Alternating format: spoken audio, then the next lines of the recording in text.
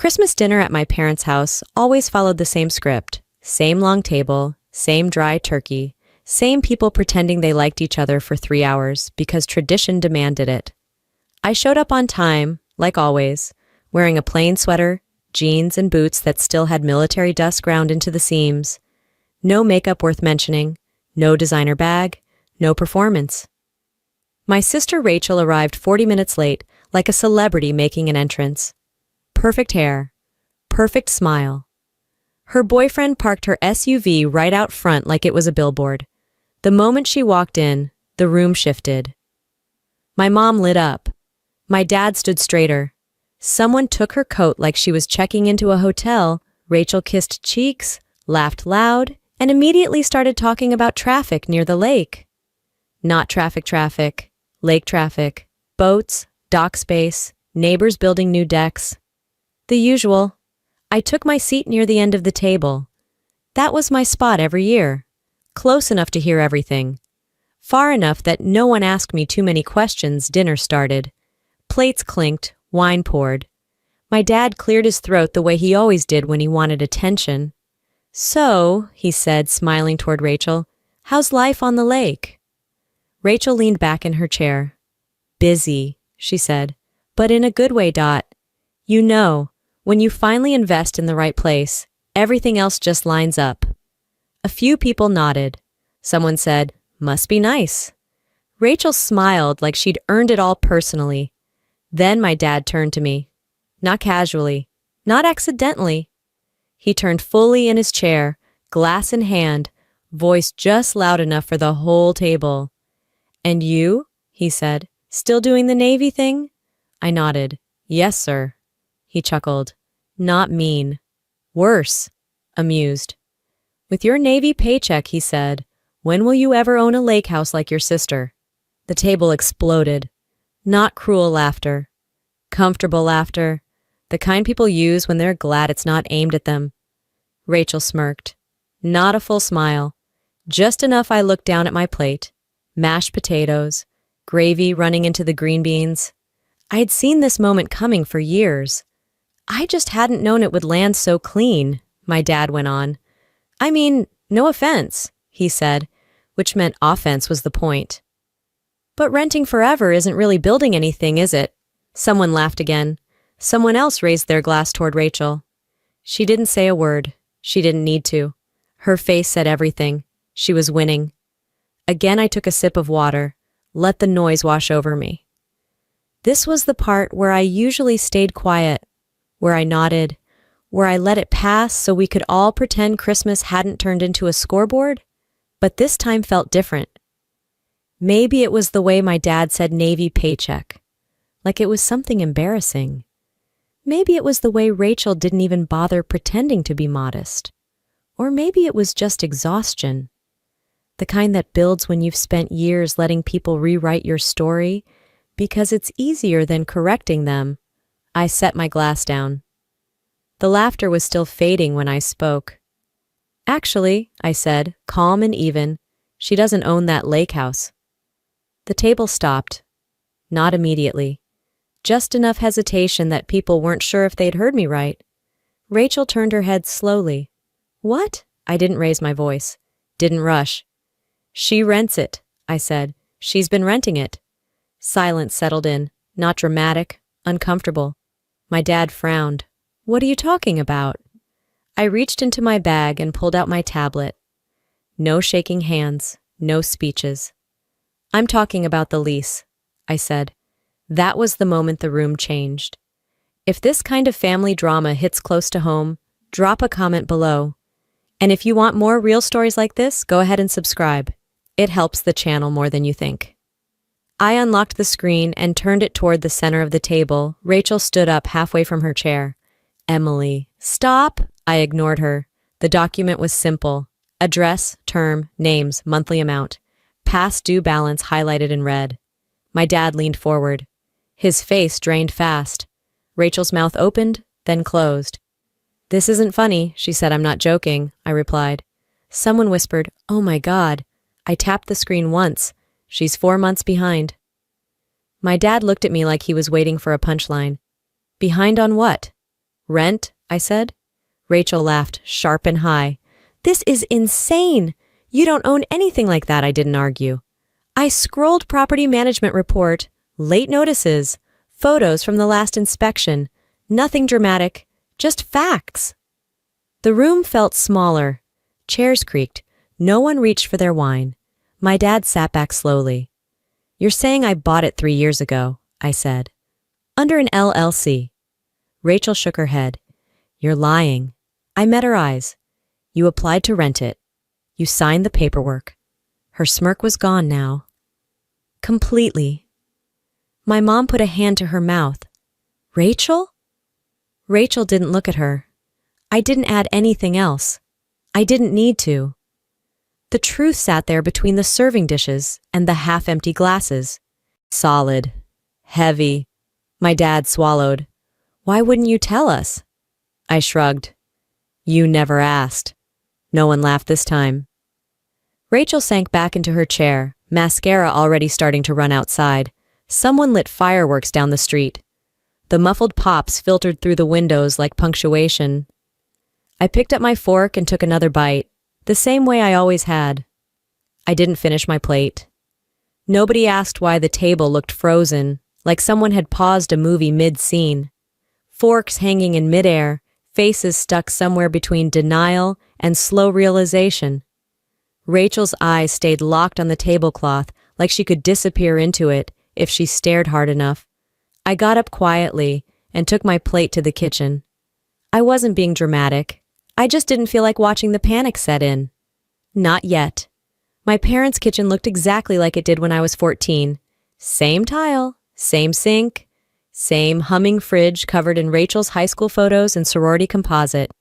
Not a single photo of me in uniform. But I never expected one. Truth was, none of this started at Christmas dinner. It started a long time before that. The first time I realized I didn't matter, not really, was the summer I turned 8. Rachel was 12. My dad rented the entire neighborhood pool for her birthday party, hired a DJ, giant balloon arch, custom cake with gold flakes. Parents dropping off their kids thought it was a wedding. My birthday was 3 weeks later. I got a sheet cake from Walmart with crushed candles and a note from my dad. Cut it quick, Emily. Don't take attention from your sister's weekend. She was still outside with her friends. I ate my cake under the kitchen light while someone's music thumped through the walls. I didn't cry. I just learned something. In this house, some people get the pool party, and some people get told not to make noise. Rachel got the big room in every house we lived in. Even when I was older, she needs space, Dad would say. She's got more personality. I learned to live in corners. The room over the garage, the one with the window that looked into a brick wall, I decorated with things I could carry. I didn't bother hanging pictures at school. I made straight A's. Rachel brought home B's and the occasional C, and Dad threw her a cookout to celebrate her leadership potential. I handed him my perfect report card once. He didn't even look up from the grill. That's your job, Emily. Don't cause problems. One time I asked why she got rewarded for average while I got ignored for perfect. He laughed like I told a joke. Because Rachel is going places. You just need to stay out of trouble. That was the day I stopped showing them my grades. Stopped asking for anything. The more invisible I became, the easier life got. No expectations, no praise, just silence.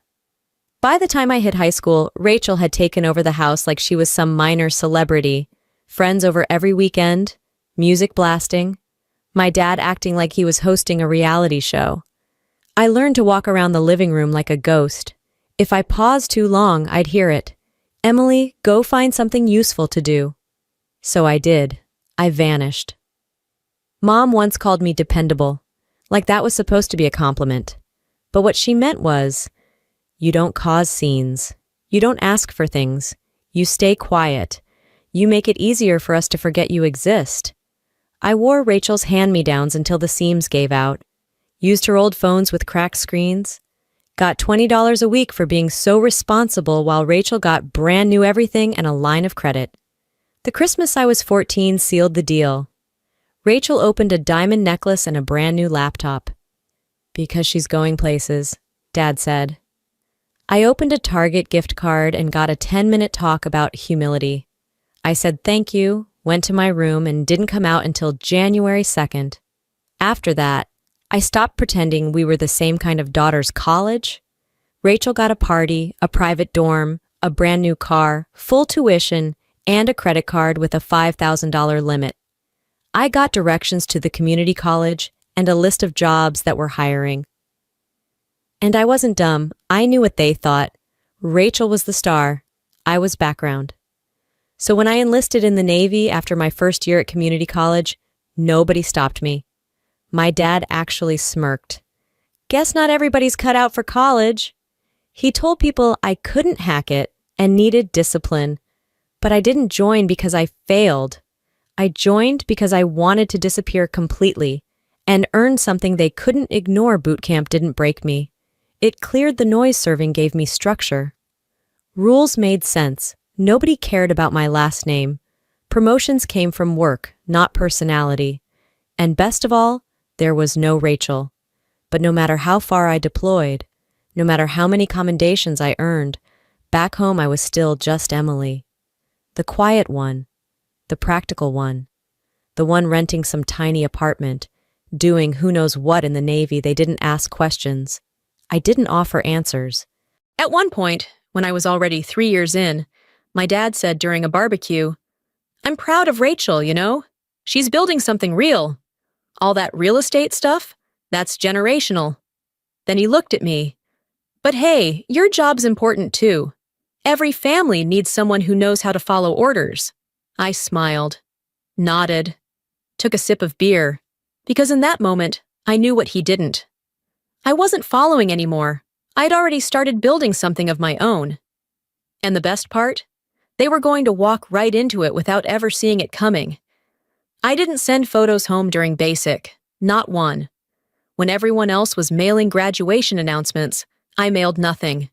No flag photo in uniform, no smiling boot camp shot, no look how far I've come message with stars and stripes. I didn't want congratulations. I didn't need fake pride. If you don't care when I'm failing, don't show up when I'm succeeding. I kept my head down. I followed orders. And I outperformed people who walked in thinking they were better than me. Not because I was naturally gifted, because I was used to being invisible, used to doing everything right and getting nothing for it. That kind of discipline doesn't get taught. It gets carved into you. After graduation, I qualified for aviation ordnance, munitions, weapon systems, precision work. One mistake and people die. I liked that. Responsibility without small talk. Nobody cared about your drama. Either you were reliable or you weren't. No one said I was jealous when I did better. They just handed me more responsibility. First deployment, Diego Garcia. Then Bahrain. Then Rota, Spain. I wasn't sightseeing. I was loading guided missiles under pressure. My days were 12 hours of sweat, sand, and silence. No one clapped. No one called me the future of the family. But people respected me. Meanwhile, back home, Rachel posted another sunset selfie from her lake house, bought with a hard-earned bonus from a brand deal she never disclosed. She'd pop into my DMs once in a while with fake sweetness. "Hope the Navy is treating you well. We're planning a 4th of July party at the lake house. You should come." I never replied. She didn't want me there. She wanted the credit of inviting me. When I re-enlisted, no one in my family said a word. My mom called 2 weeks later to ask if I could Venmo Rachel gas money because she's tight this month. I asked, "Do you know how much I make?" She paused. "Well, not really. You've never told us exactly." They assumed I was scraping by. Government paycheck. Barracks living. Maybe still renting a twin-size mattress in someone's converted garage. They didn't picture Navy bonuses. They didn't know I deployed with hazardous pay. Didn't know I'd gone from E3 to E6 faster than most guys in my unit. They thought Navy meant broke and obedient. That worked just fine for me. By year 6, I had over $90,000 saved. No debt, no kids, no boyfriend draining my paycheck. I maxed out my TSP, stashed money into a Roth IRA, and dumped the rest into a high-yield account no one knew existed. Back home, Rachel still played Boss Babe on Instagram, building her brand, partnering with local furniture stores for interior collabs that just happened to feature that lake house view in every single shot. She never tagged a landlord, never mentioned rent. Every post was grateful for my forever home. I watched it all from my rack on a ship in the middle of the Indian Ocean. She wasn't dumb. Rachel knew how to sell an illusion. I just couldn't believe how many people bought it, Dad included. He started referencing her house like it was family legacy. "We're lake people now," he'd say on phone calls I never returned. "Rachel's putting us on the map." She'd turned a rental into a reputation, but I didn't correct anyone. Not yet. In my final year before leaving active duty, I got stationed in Coronado, California. Solid base, better weather, private room. Still nobody asking about my life. And still nobody realizing that in the quiet I was building, that's when I found the house. Not just any house, a 5-bedroom contemporary right on Lake Lanier. Private dock, infinity pool, massive rooftop deck. Built for someone with 6 figures in taste. It had been listed at $2.4 million. By the time I saw it, the price had dropped to $1.89 million. The market had cooled. Seller wanted out. I called a lawyer, not a realtor. A lawyer, we set up an LLC in a generic name. I wired $800,000 from savings, bonuses, and reinvested earnings. Took a low-interest VA loan for the rest. We closed in 14 days. No one, not my mom, not my sister, not a single cousin, knew I had bought it. The deed was in the LLC's name. The mailing address led to a P.O. box. The trust documents were clean. The management company thought I was just a quiet investor based out of Florida. I never even stepped inside during the first 3 months of ownership. I handled everything remotely: renovations, furnishing, landscaping, security system. The whole thing turned into a luxury, short-term rental in less than 60 days. I set the rent at $11,500 a month.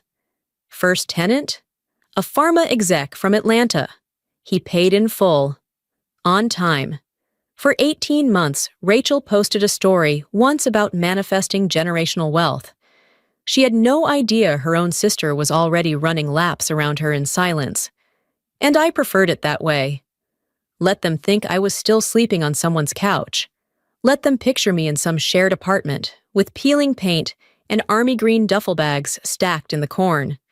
Let them keep laughing about my Navy paycheck. Because the best part about staying quiet? Nobody sees you coming. I didn't flinch when I saw the name. It was a regular Tuesday morning. I had just brewed a fresh cup of coffee and sat down in front of my laptop. My inbox had 4 unread messages. One of them, flagged as high priority, was from the property manager I'd been working with since day one, Brooke Wilkins. The subject line said, "New rental application, Lake Property." I clicked it, half expecting another executive relocation or influencer couple wanting a weekend hideaway. Then I saw it. Primary applicant, Rachel Marie James. Co-applicant, Chase Anthony Maddox. Combined income, $414,000 annually requested lease. Start, August 1st term, 24 months. I blinked once. Then again. The coffee in my hand didn't make it to my mouth. She had no idea I read it twice more, letting the absurdity settle. Out of every available listing in the entire lake region, she had stumbled across mine. Not publicly listed either. Brooke only marketed to vetted renters with verified assets and references. Rachel had clearly gotten through thanks to Chase, the boyfriend du jour, a 30-something brand consultant from Charleston with a recognizable last name and a trust fund to match. Their cover letter was as Rachel as it got. We're excited to elevate our lifestyle and create content in a space that reflects our growth and values. This home is more than a rental. It's a canvas for our future. I scrolled past the letter and hit the View Attachments button. Uploaded PDFs. Rachel's driver's license. Chase's bank statements. Joint credit reports. 3 months of tax filings. A 5-slide branding pitch deck. The deck was filled with sunset photos, potential Instagram captions, and a content plan featuring keywords like lake house luxury and authentic legacy. They were about to build an entire online identity. Inside my walls, I could have said no. I could have denied the application and never told her why. She would have chalked it up to bad luck or some jealous old landlord who didn't get it. Instead, I approved it within 10 minutes. Brooke was thrilled. "They're perfect tenants," she emailed. "Credit solid, verified funds, low risk, high-end taste, and she's some kind of online lifestyle figure. Should boost the house's profile," I replied. "Go ahead, lease signed.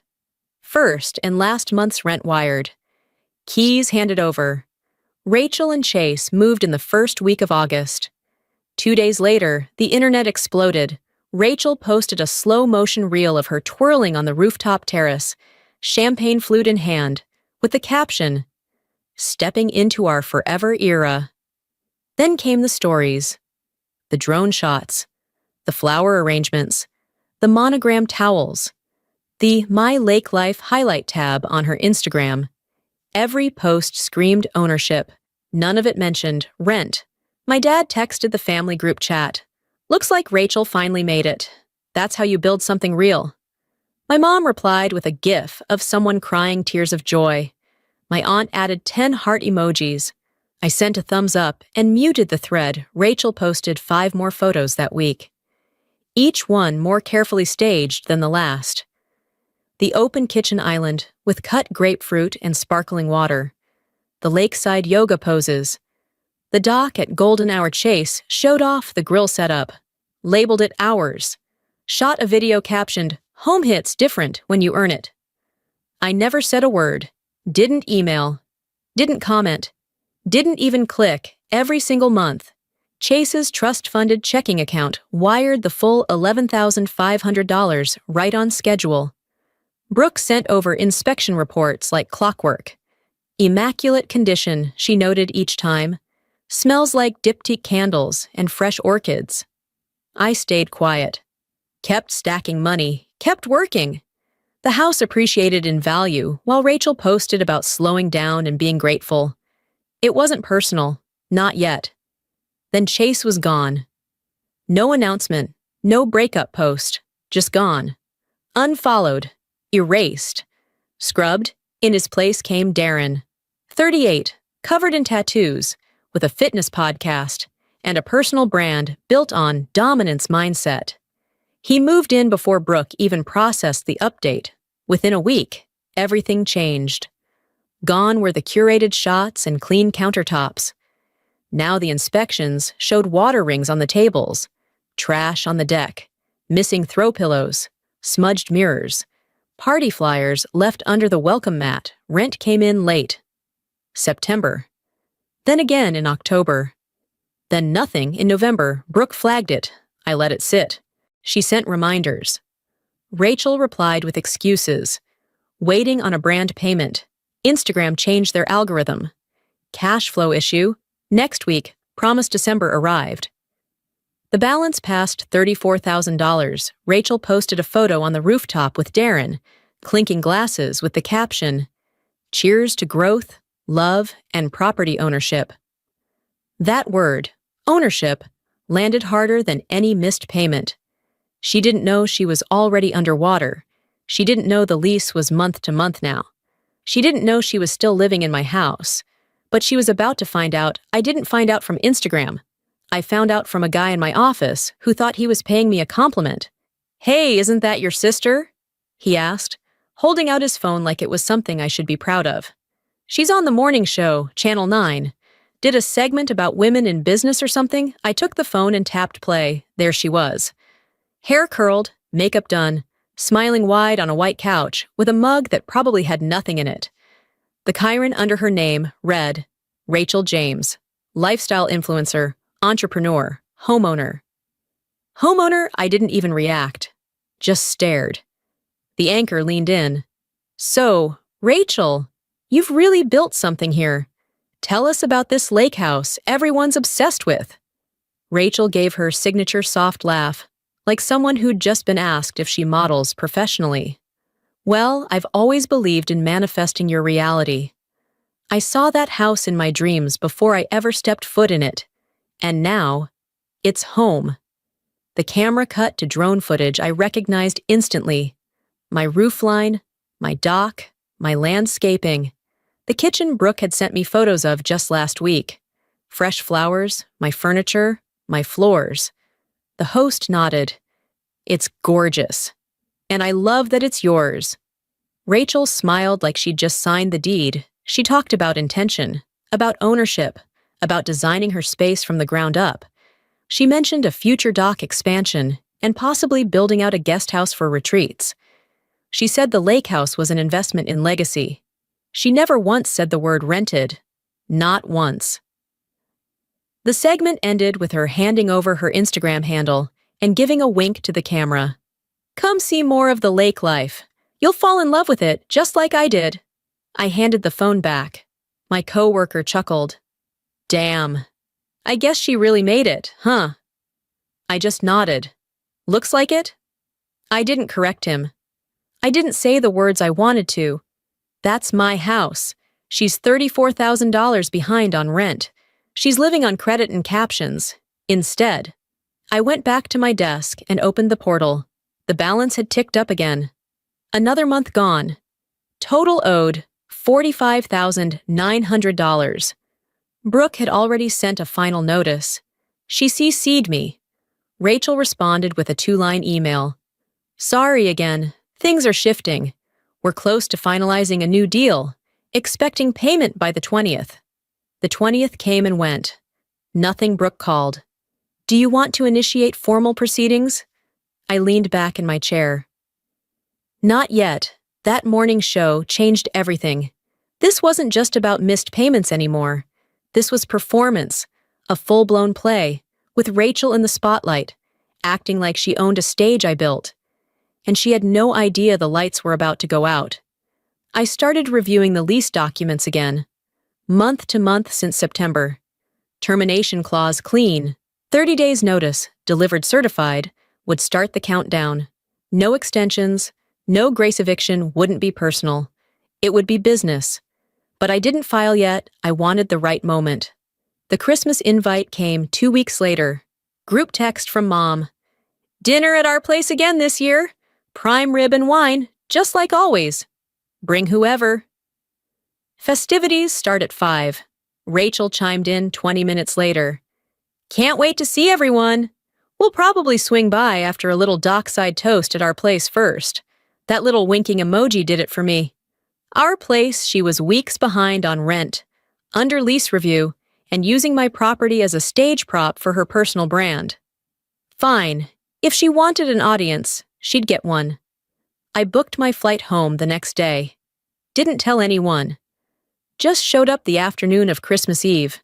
Same old driveway, same uneven concrete. Dad's truck parked in the same crooked spot he always left it. The second I walked in, the nostalgia hit. Stained carpet, slightly burnt sugar cookies, the sound of Rachel's voice filling up the house before you even saw her. She was wearing a floor-length cream sweater dress and holding a wine glass like she was on the cover of a catalog. Emily, she said, hugging me like we were best friends. Look who finally showed up, I hugged back. Wouldn't miss it. She didn't know I'd flown in early. Didn't know I'd already dropped by Brooke's office in person. Didn't know the certified envelope with her name on it was already signed, sealed, and scheduled for delivery. She floated around the house like she owned it, telling everyone about her home renovation plans and hosting lake yoga in the spring. Jackson, the new boyfriend, a walking midlife crisis with an expensive watch and zero personality, stood by the wine rack talking loudly about crypto. I watched them like a scientist observes bacteria under a microscope. Dad made his usual speech after dinner. Prime rib, half eaten, wine half drunk, voice louder with each glass. Some of us, he said, raising his glass, are doing big things. Lake houses, real property, building something real.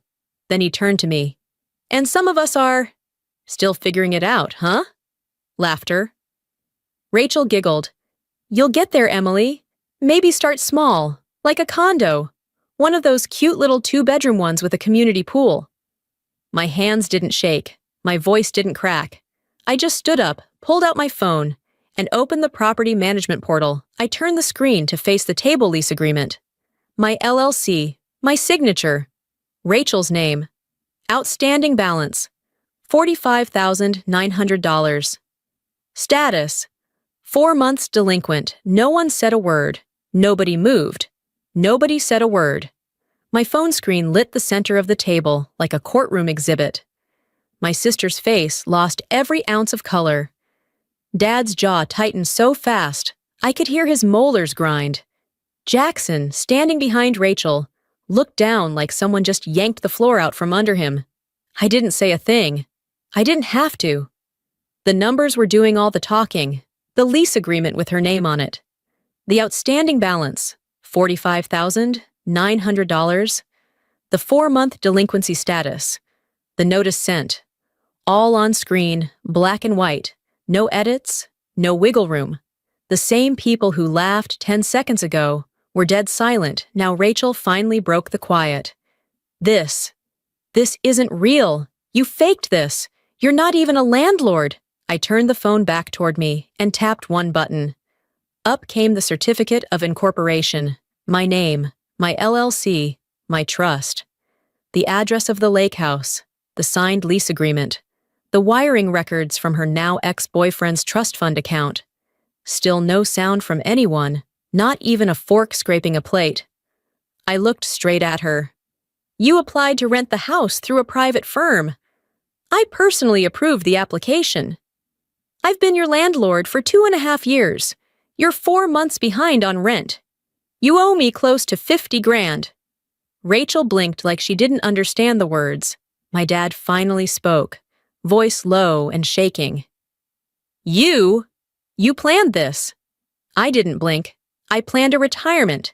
She planned a performance. You bought the wrong version of reality. He stood up like he was about to give another speech. You humiliated your own family. On Christmas, I smiled. No, I brought receipts. What you choose to feel is your responsibility. Rachel stood now too. Her voice cracked. You let me believe I owned it. You let everyone believe I bought it? I didn't raise my voice. I never said a word. Jackson tried to say something. Okay, like, this is all crazy. And yeah, if she owes you money, like, fine. But you waited until tonight? I turned to him. You moved into a house without a lease. You threw parties, trashed furniture, missed rent, and helped someone lie to their entire family. You don't get to talk about timing. He took a step back like I slapped him. My mom finally whispered, Emily, please, can we just sit down? It's Christmas. I shook my head. It's eviction season. That was the moment everything cracked. Rachel's shoulders slumped. Her whole body sagged like someone turned gravity up just for her. She wasn't crying yet, but her mascara was fighting for its life. And still, part of her couldn't let go of the act. So what now? You're gonna kick me out? In front of everyone? No, I said. The notice was already sent. Certified mail. You have 30 days. Then I file. Her lips trembled. You're really doing this? You did this. The room stayed frozen. Someone's fork dropped. That was the only sound. I sat back down. Calm, steady, like I was watching a long-delayed power shift finally take place. Nobody touched their wine after that. The rest of the night ran on fumes. I helped clear the table like nothing happened. I stacked dishes, wiped down counters, and loaded the dishwasher, while Rachel sat on the couch, staring at nothing. Jackson ghosted. My dad pretended to be exhausted and disappeared to his room. My mom stood in the kitchen, holding a dish towel she never used. She said, barely audible, "You blindsided us." I shrugged. "You never saw me coming because you never looked." I left before dessert, back at the Airbnb. I booked under a fake last name. I logged in and checked the portal again. Still unpaid. No new messages. The next morning, Rachel posted a story. Just text on a beige background. Some people would rather tear family down than build their own success. Sad. I screen captured it, sent it to Brooke. Eviction goes live, day 31. No delays. Brooke didn't ask questions. Understood Rachel ghosted the payment reminders completely now. No more excuses. No more polite stalling. She stopped pretending. In less than 4 weeks, the certified eviction notice landed on her doorstep. Brooke sent photos of the envelope, the signature on delivery, and the timestamp. She had 30 days to vacate. Rachel tried one more Hail Mary. An email sent through her management team, offering to settle the balance in installments. I replied with a link to the updated terms. Full balance due, no payment plan, no exceptions. She never responded again. On day 32, the eviction filing went through. Legal, public, non-negotiable. I didn't post about it. I didn't say anything on my own socials. I didn't even update my LinkedIn. But I checked her Instagram. Gone were the rooftop posts. Gone were the sunset shots. The My Lake Life highlight disappeared. The bio no longer said Lake House Queen. The captions shifted fast. Now it was about minimalism, gratitude, and embracing change. Her followers didn't know what hit her. But I did. I'd been watching for years, and I was just getting started. The funny thing was, I didn't walk into that Christmas dinner planning to reveal anything I hadn't rehearsed a speech. I didn't imagine some dramatic mic drop moment where I exposed my sister and took back the narrative. In fact, I almost didn't go at all.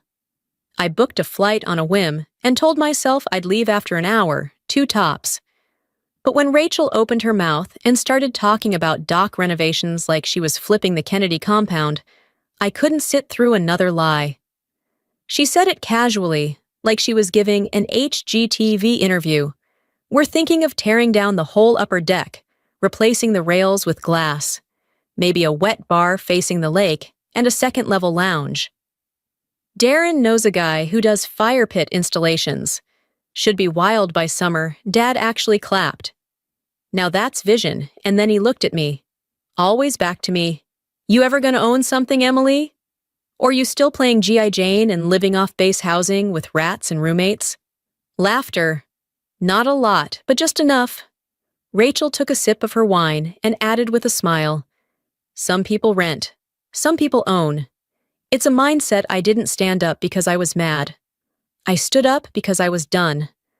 I didn't raise my voice. I didn't roll my eyes. I just pulled out my phone and turned it toward them, like I was showing a receipt. The table read it slowly. Lease agreement. Emily S. James, LLC tenant. Rachel M. James property address. Lakeview Shores Drive. Outstanding balance. $45,900. Lease. Status, delinquent. 4 months past due. No dramatic music. No one gasped. Just silence. My uncle reached for his glasses. My cousin stopped chewing. My dad stared like he couldn't read. Rachel whispered, "That's fake, it's not. You're lying." "No. Why would you do this to me? You did it to yourself." Dad stood up, veins bulging. "This is a family gathering," I noticed. "So I brought a family invoice." Rachel's voice broke. "You knew this whole time, and you let me keep pretending you kept pretending. I just kept collecting." Nobody laughed. Now I sat down like nothing happened and picked up my fork again. Mom said, "You should have told us. You never asked." After dinner, I watched everyone scatter. Rachel vanished. Dad went straight to the bourbon.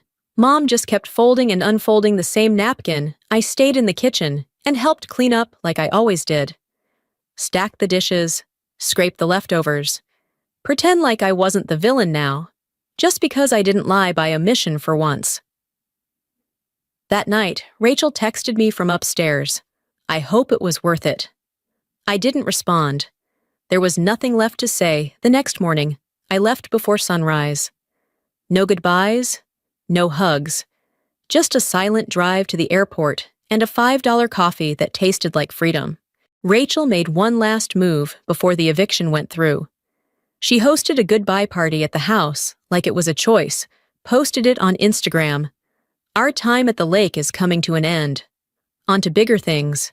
Thank you to everyone who made this chapter magical. Photos of her on the dock in white, holding a candle like she was staging a breakup with a building. None of the guests knew the truth. They just smiled and took selfies in someone else's house.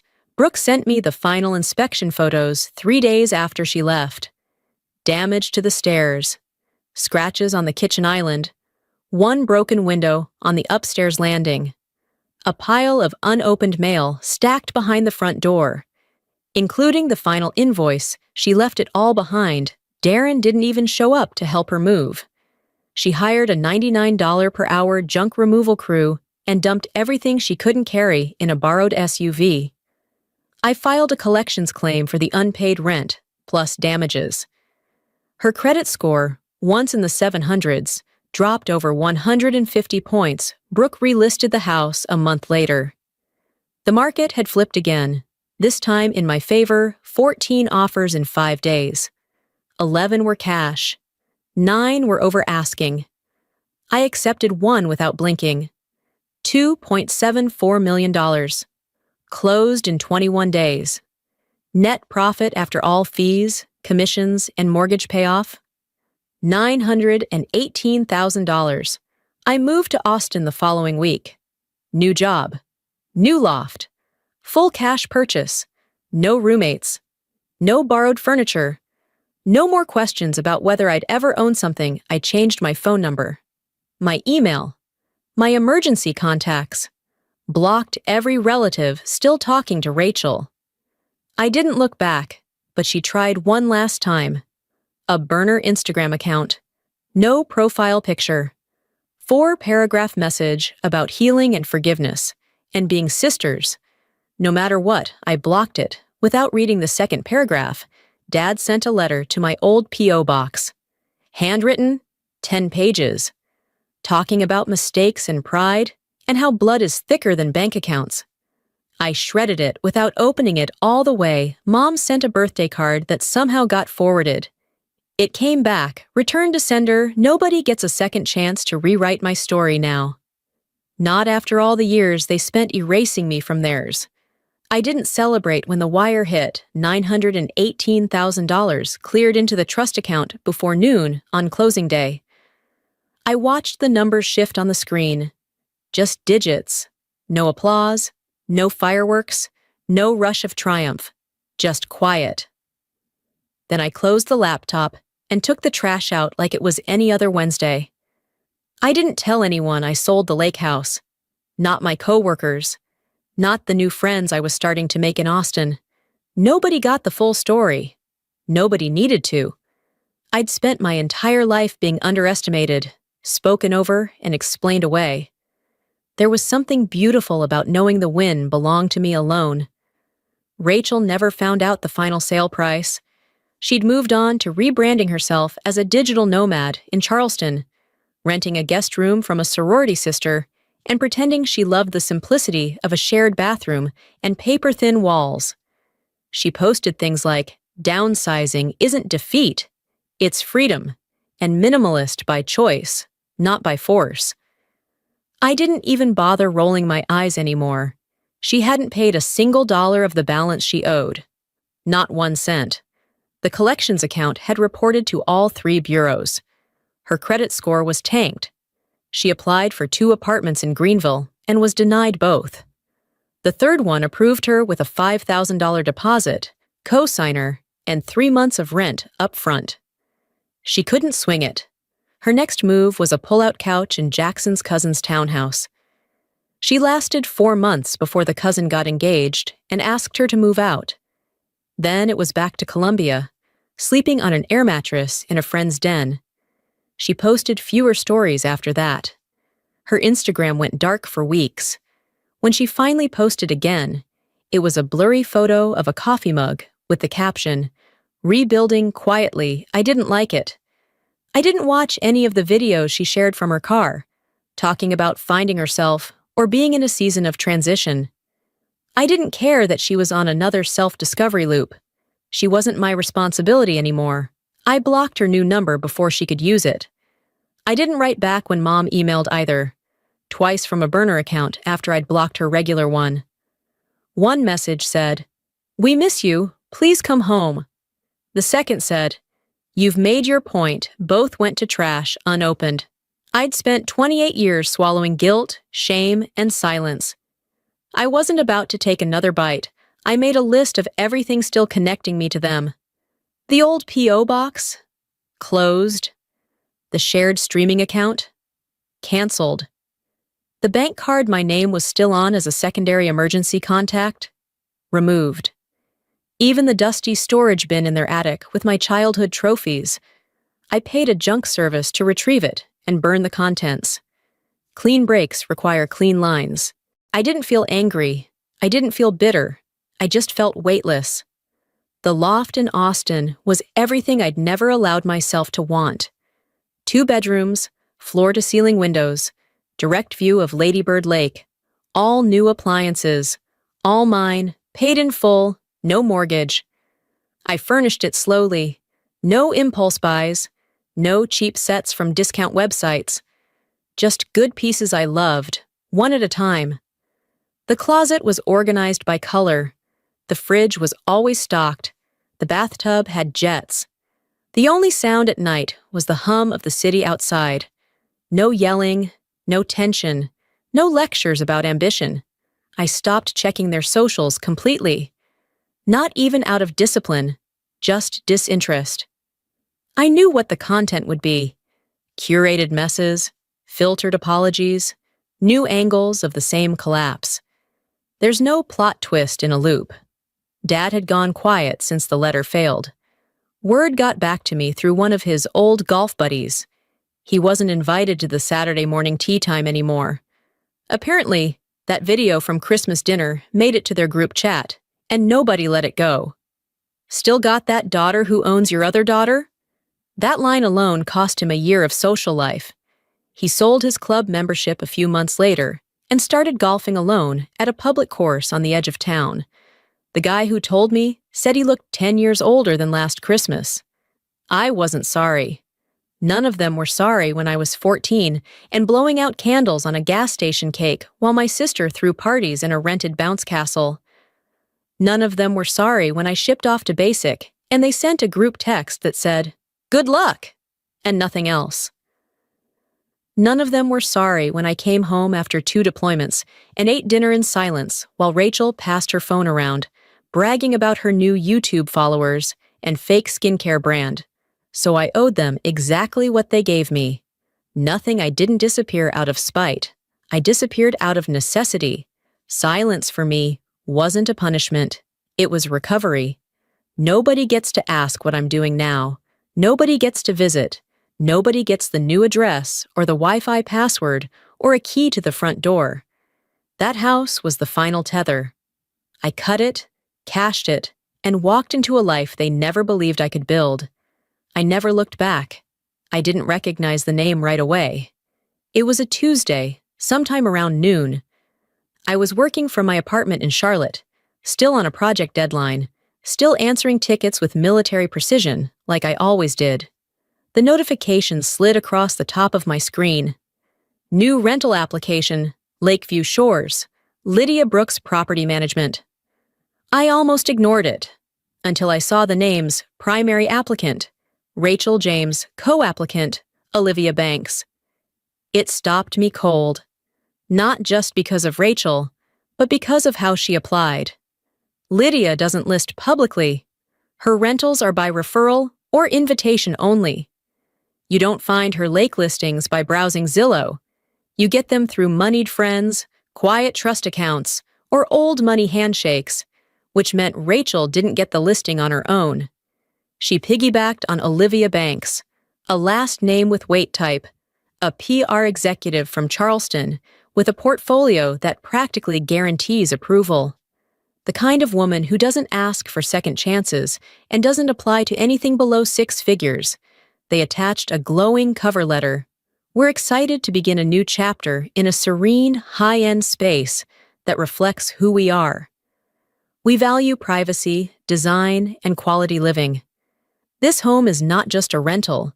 It's a sanctuary we plan to love and care for, the audacity. The theater, I stared at it for a long time. Not angry, just fascinated. After all that bragging, all those years of performative superiority, Rachel was applying, unknowingly, to rent a house I bought in silence, renovated in secret, and managed through a trust named after a grandmother she barely remembered. She didn't know I was the owner. She couldn't have. The name on the trust was Margaret S. James Irrevocable Asset Trust, 2021. Legal, shielded, airtight. I'd built it with the intention of never being seen. I never imagined it would be her standing on the other side of the contract. And yet, there she was. Lydia had already done her background check. Rachel's income was spotty, some influencer deals, some vague consulting, but Olivia's side carried the application. High liquidity, strong credit, 0 evictions, a 2-year lease at full price. She even offered a 3-month security deposit up front. I approved the lease in under 5 minutes. Lydia sent them the digital paperwork the same day. I watched Rachel electronically sign the bottom of a 12-page lease agreement without even reading it closely.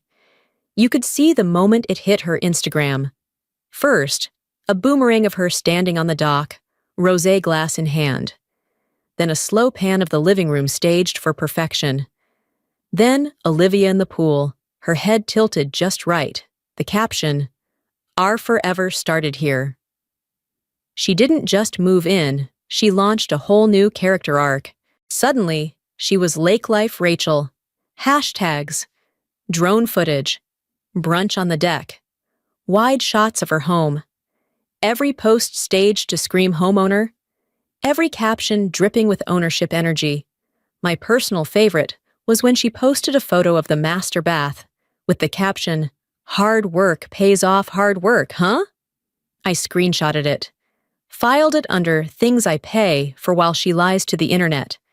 At first, they paid on time every first of the month. The full rent hit the trust account. $12,000, no questions asked. The property stayed spotless. Lydia's quarterly reports showed clean inspections. The furniture stayed intact. No leaks, no complaints.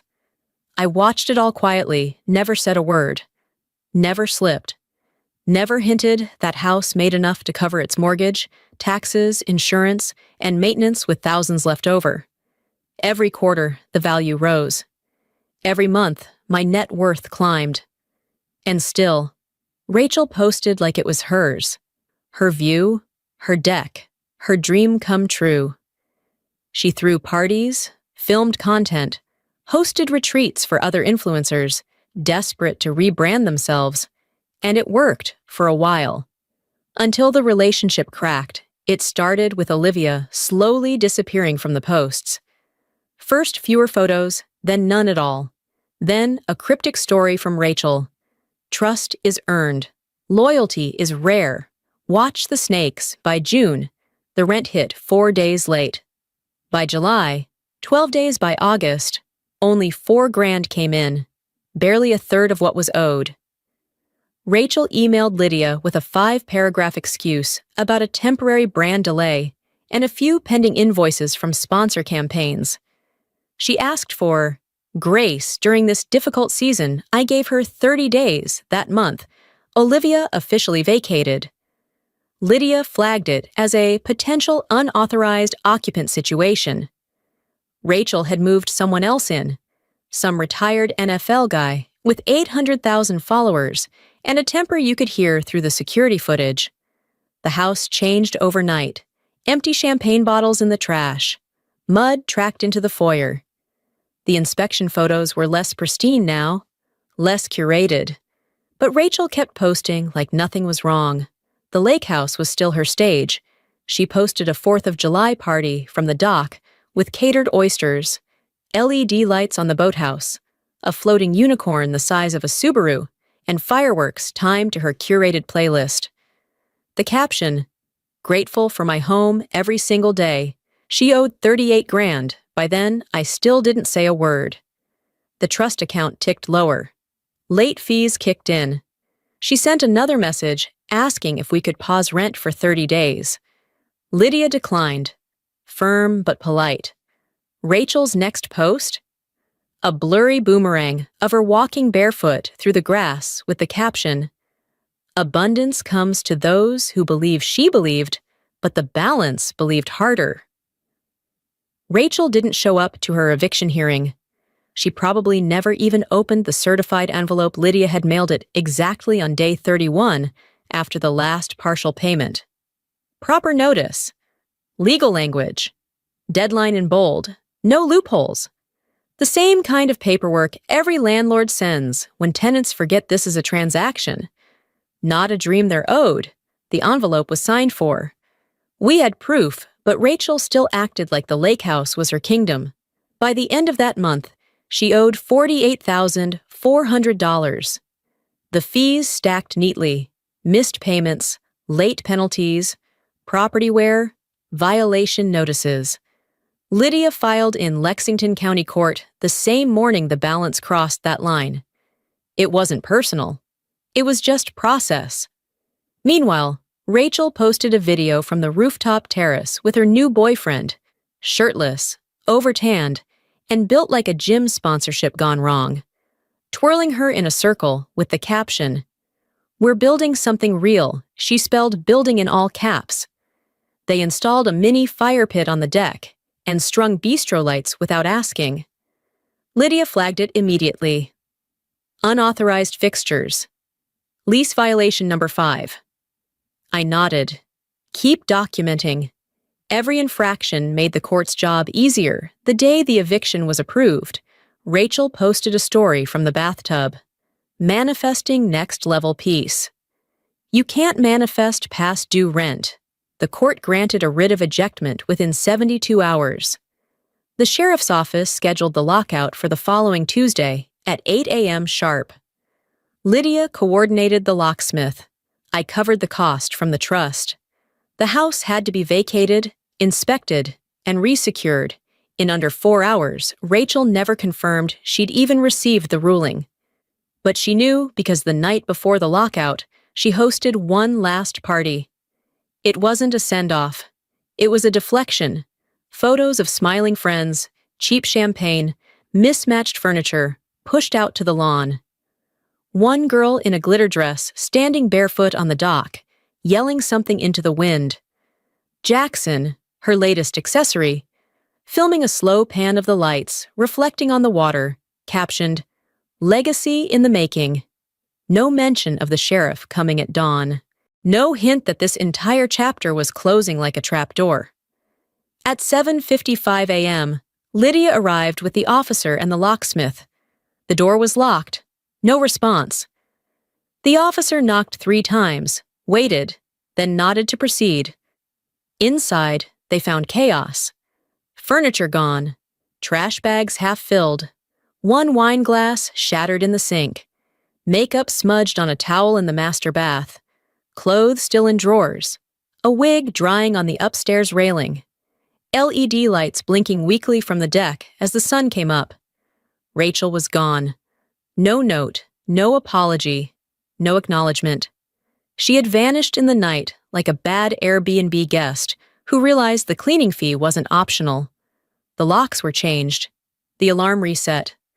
Lydia's team did a full walkthrough, took inventory, photographed every dent and scratch. The kitchen island had a new burn mark. The garage smelled like gasoline. One of the upstairs windows had been cracked, maybe from a slammed door or a thrown object. Nobody knew. The trust covered the repairs. Everything was itemized, documented, billed to Rachel's collections record. I sent the full debt to a national recovery agency within 48 hours. They flagged it across all 3 credit bureaus and attached wage garnishment notices to her known income sources. She made one attempt to dispute the amount, claimed in writing that some of the charges were unfair. The agency requested proof. She never replied. By spring, her credit score was 572. She couldn't rent a room without a cosigner, couldn't finance a used car. Her next-level piece turned into bouncing between friends' couches and sublets with 3-month limits. Jackson left 2 weeks later, posted one last shirtless gym mirror selfie with the caption, "Dropped dead weight, elevating solo." Blocked her. Unfollowed everyone who ever tagged her. She posted a black square with the caption, "Fake people everywhere. Lesson learned." Nobody liked it. Comments were turned off. Meanwhile, Lydia relisted the lake house in March. Demand was insane. 14 offers in 5 days. 9 were cash. One came in at $2.74 million. We took it. I reviewed the closing packet over lunch. Wire transfer landed 2 days later.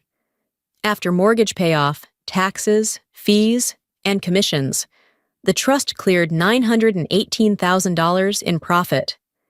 That money went into an Austin account under a new LLC. By May, I'd bought a downtown loft overlooking the water. Cash, no debt, no roommate, no borrowed furniture, just space I owned. No family visits, no shared holidays, no new numbers. Rachel tried one more time. A burner Instagram account with no bio. 4 paragraphs about forgiveness and how family is forever. She wrote, "I know I hurt you. I know I was cruel. But you got your revenge. Maybe we can be sisters again." I blocked it without opening the last sentence. There was no revenge, only balance. Thanks for watching this full story about family betrayal, quiet strength, and long-earned justice. If you like real-life military and family revenge stories like this one, hit that subscribe button. We've got more coming, stories that hit hard, stay real, and always deliver.